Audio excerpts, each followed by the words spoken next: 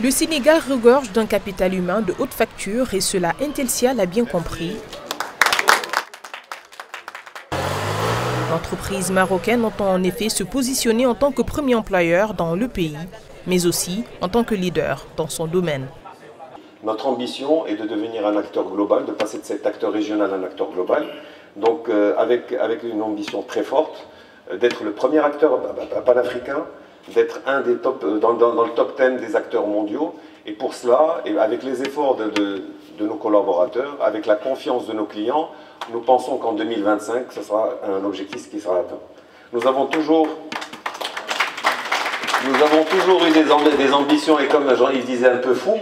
Je pense qu'il faisait parfois référence, bon, au fait que je sois fou régulièrement, mais il faisait peut-être référence aux ambitions qu'on donnait, parce qu'à un moment donné, j'avais donné l'ambition de 400 millions quand je l'avais donné en 2019. On prenait pour un fou, effectivement, mais on l'a dépassé largement.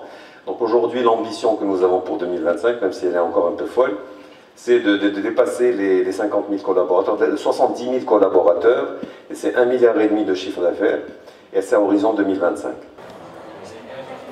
Le Sénégal réunit les conditions qui permettent aux investisseurs d'évoluer.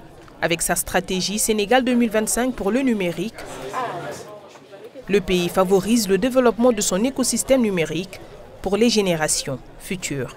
L'ouverture de Dakar 2 pourrait en être un exemple patent.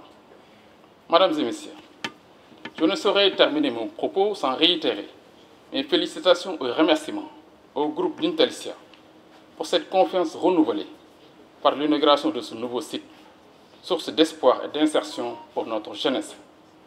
Et je puis vous assurer de l'accompagnement pérenne du chef de l'État et de l'ensemble du gouvernement du Sénégal pour atteindre des objectifs majeurs de ce projet. Bon vent à Intelsia et à Dakar 2.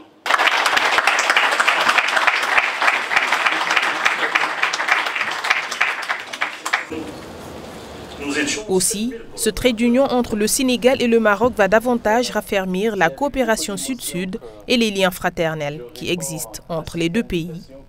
Le projet a été réalisé, a été concrétisé grâce au soutien des autorités sénégalaises et à leur tête, son Excellence le Président Macky Sall. Ça aussi a été réalisé parce que ce pays a adopté depuis longtemps une bonne politique de formation des cadres. Et aussi parce que le pays a réuni les conditions qui permettent aux investisseurs, surtout africains, d'évoluer. Intelsia, c'est plus de 35 000 collaborateurs et plus de 700 millions de dollars de chiffre d'affaires. L'entreprise marocaine passe ainsi de 1200 à 1800 collaborateurs au Sénégal. Elle entend également contribuer davantage à la formation et à l'amélioration de l'employabilité des jeunes sur le continent.